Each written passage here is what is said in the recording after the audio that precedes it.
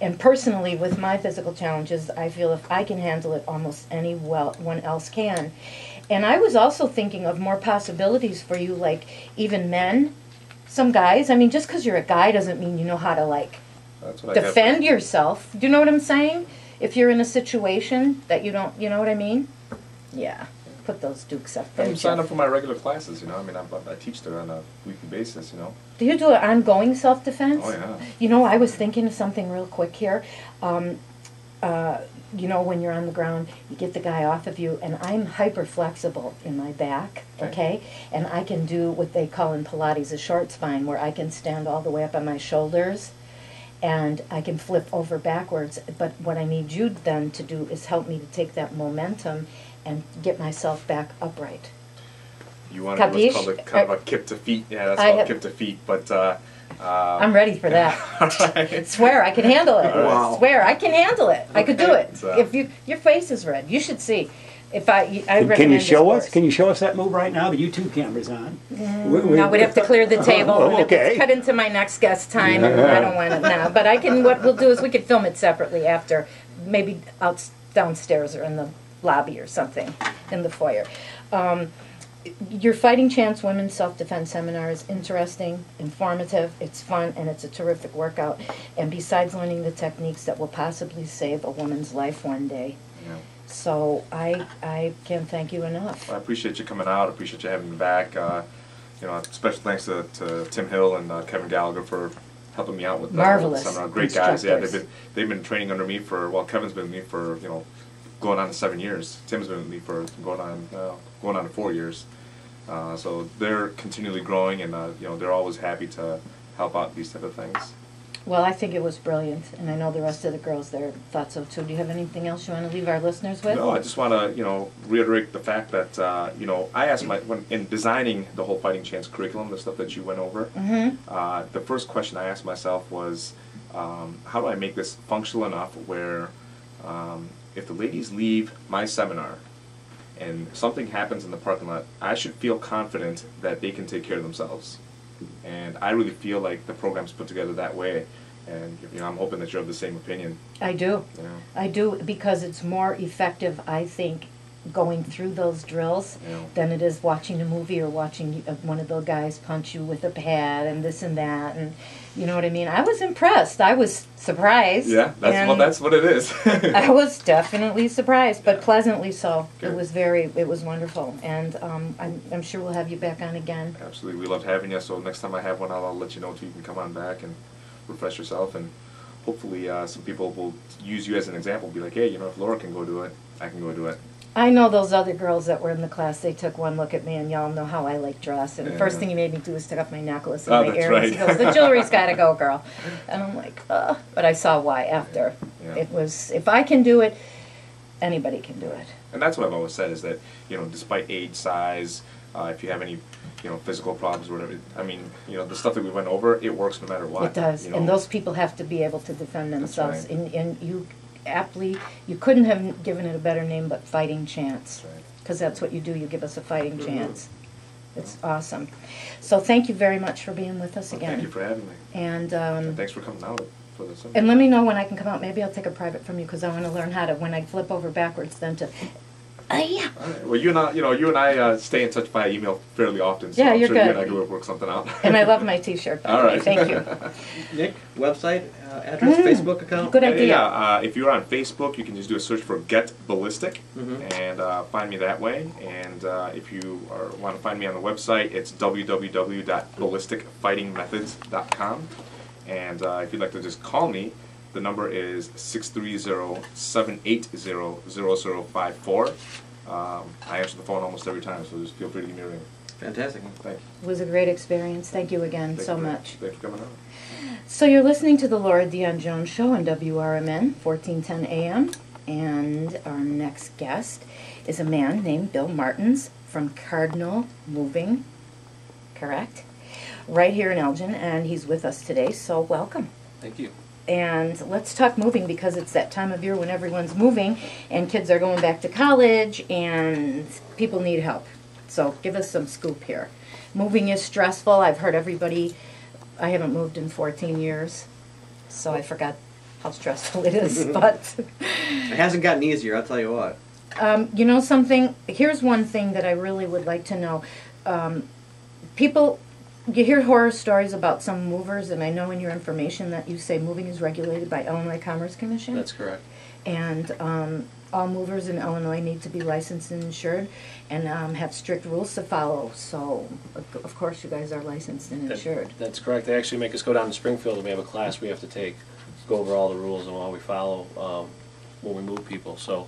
No kidding. Oh yeah, oh yeah. And it's all regulated by the ICC Commission, and they have basically moving cops that come out and regulate it. So they can show up at the house when we're actually moving somebody and ask for a copy of our license. Wow. What are some tips that you would have for parents, moms, sending kids off to college? Probably the best is to be prepared. It's a little overwhelming when you're moving into dorms, going away for the first time. I know when I went to college, we showed up and there was hundreds of other people moving in at the same time. So we had to be patient, take our time, get up there, be prepared. I mean, I was lucky. I grew up in a moving family, so you know we showed up with the truck and dollies and everything and wheeled right past. But the key is just to plan and be prepared, see what the process is, call ahead, and you know, be ready for it. Be ready for a little extra stress because there's a lot of other people that are moving in at the same time. I just happened to talk to a woman at the health club today who was rowing next to me, and I told her, who's your guest today? And I told her blah, blah, blah, Nick, Walt, and then you, and she goes, I just moved, oh my God, oi, was it stressful, this and that. And I said, well, this guy's hopefully going to come on and give us a couple of tips to save us on the stress that she was talking about. Well, it's hard because people don't realize how much time it takes to actually do the packing. So if you have kids and working 40 hours a week and then coming home, you have a second part-time job just packing up all your stuff to get it ready to go. How do you decide? You know what I find in your moving tips, you say time is money. Anything you can do to save time will save money. It's decisions, decisions, decisions. Right. It's making the decisions. Even with the piles around my house, I'm thinking, okay, every week I'm going to take one pile, like, 24 inches tall or whatever the pile is. But then it's like what holds me back is the decisions. Well, that's the hardest part. Like when we go in and pack up a house, we can pack up a house in a day, day and a half. You're not attached. But You're not emotionally. You Nope. just put this in the box. Cups go here, pants go there, sheets here. We pack everything like it's your prized possession, but that's the hardest part. Start going through stuff and figure out what you can get rid of. Why pay somebody to move it if you're just going to get rid of it anyway? So the first part is, start in the basement, the crawl spaces, the attics. Go through that stuff you don't use every day, and then work your way to the last thing you pack is your bedrooms, your kitchens, things you use every day. But, Bathroom, toiletries, etc. Yep. And the key is to, with local moving, everything goes by time. So from the time the guys get there to the time they get done is how they charge you. So anything you can do to save time will save you money. So, the biggest thing is be prepared to pack. Try to get as much stuff as you can in boxes. Guys can carry 3 or 4 boxes out at a time versus one lamp, one piece, one thing there. The less trips, obviously saves time, will save you money. A couple other things you could do is take apart the beds. That'll also save you time. Mirrors, disassemble anything so it's easier for guys to carry. And then you can also move stuff down from, move stuff out of the attics and the crawl spaces. Some movers will go in and help you out, others won't. Also, if you have things upstairs, you can bring it down. All the boxes can be in the garage, and the guys can just back the truck up, dolly them up, and that'll save you a lot of time. Boy, I bet those are dream clients. Oh, yeah. I'd be still crying, packing my boxes. I can't get rid of this. You have any tips for any people who just absolutely can't part with some stuff? You kind of have to give yourself a deadline and make a decision on it. It'll force you to make a decision before the move. And, we get it a lot where we're at the move, and somebody goes, well, we want to do it. Well, we don't have a problem. We'll move it over for you. We'll find a place for it. So if it's, if you want it, we can help you move it. I wonder how many people move a bunch of stuff and then get to the house, the new house, and when they're unpacking it go, oh, God, why did I move this? It happens a lot. Really? Believe it or not, it does, yeah, because, you have the best intentions when you move it over there, and you think everything's going to fit in the room exactly the way you want, but the room looks a lot bigger when there's nothing in it, and then as you put in the couch, and you put in the TV, and the tables and everything, now all of a sudden you don't have any room to move, so, hey Bill, can you come back and move this, move this over Take here. this over to Salvation Army. Oh, yeah. And we've had people call us all the time, we'll come back the next day and just, move some stuff around for them, rearrange it, and make them happy.